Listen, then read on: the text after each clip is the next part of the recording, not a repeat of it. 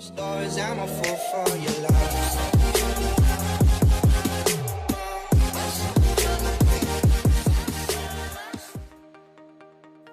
Firstly, remove the engine cover. This is simply lifted off the engine. The rail pressure sensor is located here. The boost sensor is located here.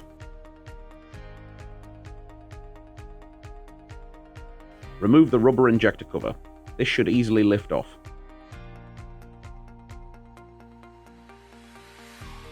Remove the rail connector by pulling up on its releasing tab, then pulling back the connector. Connect our rail harness plug to the rail sensor. Connect the factory rail connector to the corresponding plug on the supplied wiring loom. Remove the boost connector by pulling up on its releasing tab and pulling back the connector. Connect our boost harness plug to the boost sensor.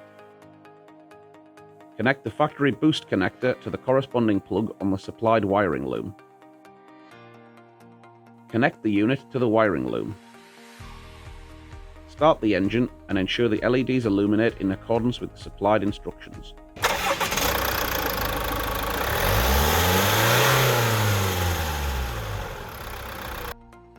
Place the unit in the supplied protective bag. Route the unit and harness away from direct heat and moving parts. Secure the unit and tidy the wiring loom with the cable ties provided.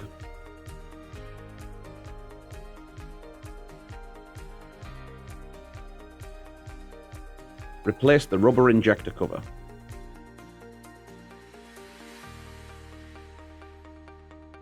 Replace the engine cover by pushing it back into place.